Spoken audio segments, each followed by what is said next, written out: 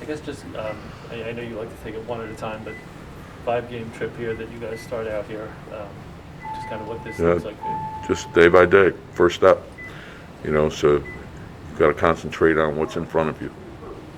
Tom, trade deadline in 6 days. What is your role in that process? What's your conversations like with the front office? Yeah, the front office, their job is every day to look at all the possibilities. So if they get close on something, they'll let me know. But that's their job every day, year round. Doesn't change.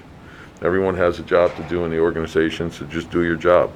If everyone concentrates on doing their job, it'll all work out. Does this team need maybe a little bit of a change? Well, again, the thing that we need to do is we got to focus on us and what the players are here that are here. That's what we're focused on, and let Leon and Wes and Scott they focus on the other stuff.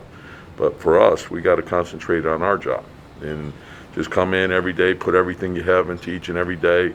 This is all part of it. It's part of the league. So just come in, be professional, do your job.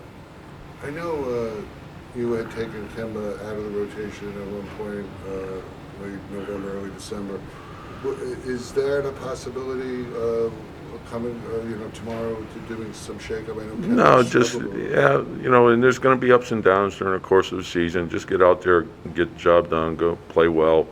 And again, I say this all the time, you can play well without shooting well, so don't let that impact all the other things you do for the team. And then whoever gives us the best chance of winning, those are the guys that'll be out there.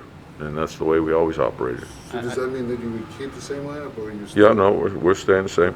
Okay. Yep. I know you've always said you wanted to get out in transition, you want to play fast, but the team is, I think, last in pace, second to last in assists. Why do you think that is? Why haven't you guys been able to play, get up and down? Well, you look at, I don't know what you're referencing or the point you're trying to make. Well, what is, like you look at pace, and I look at, the quality of the shot that you get, and then, there's a lot of teams that are low in pace but high in efficiency, and whatever gives you your team the best chance to win, that's what you should do. So, and that's playing to the strengths of your players. So when you look at teams that have been in the playoffs, some of them are fast-paced, some of them are slow-paced, some of them are medium-paced.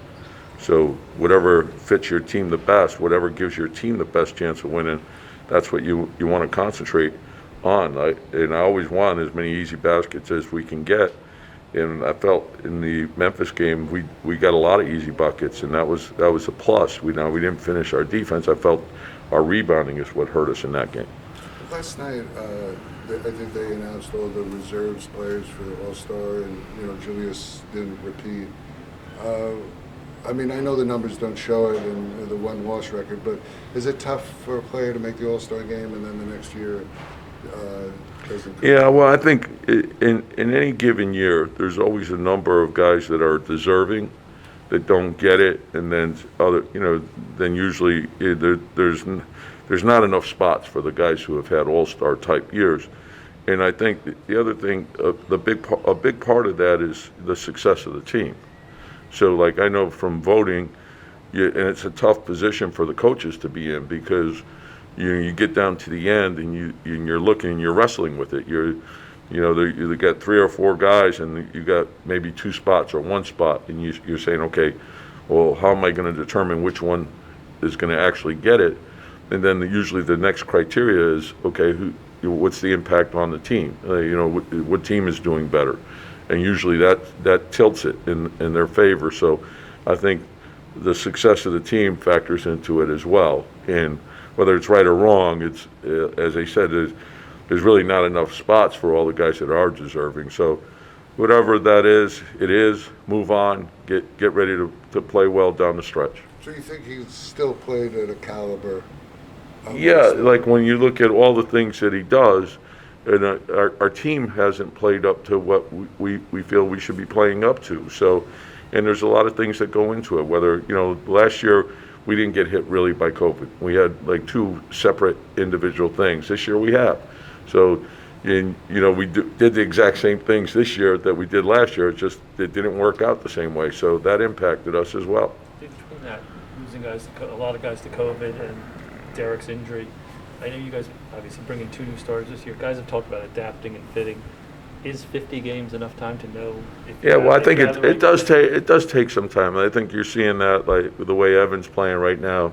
I think he's found, you know, a good rhythm, and his teammates understand him a lot better. I think he understands his teammates better, so that's a positive.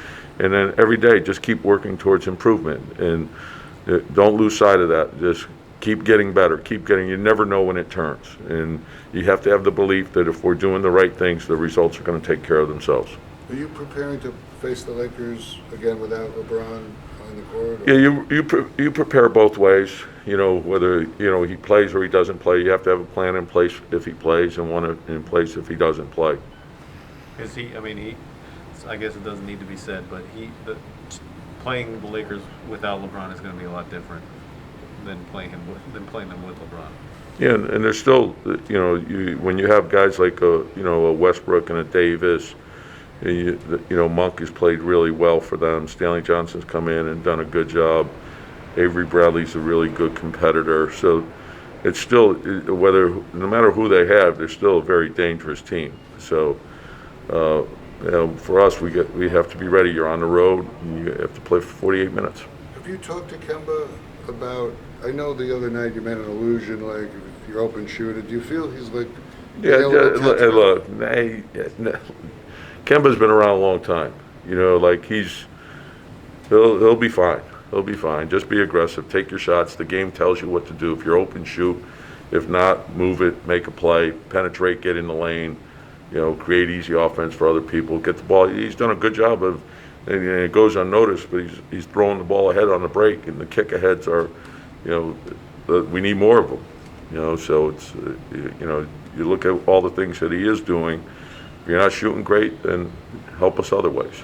Kemba's been an all-star caliber player for a really, really long time. And a lot of times it's an emotional, it's a psychological adjustment to becoming closer to a role player later in a career, right? How do you feel like he's handled that aspect? Good. You know, he's a consummate pro. He's really, you know, his character is, you know, he's a great guy. So he's a great teammate. And I think, you know, most players go through different stages, and, you know, he still has the ability to be great on a given night.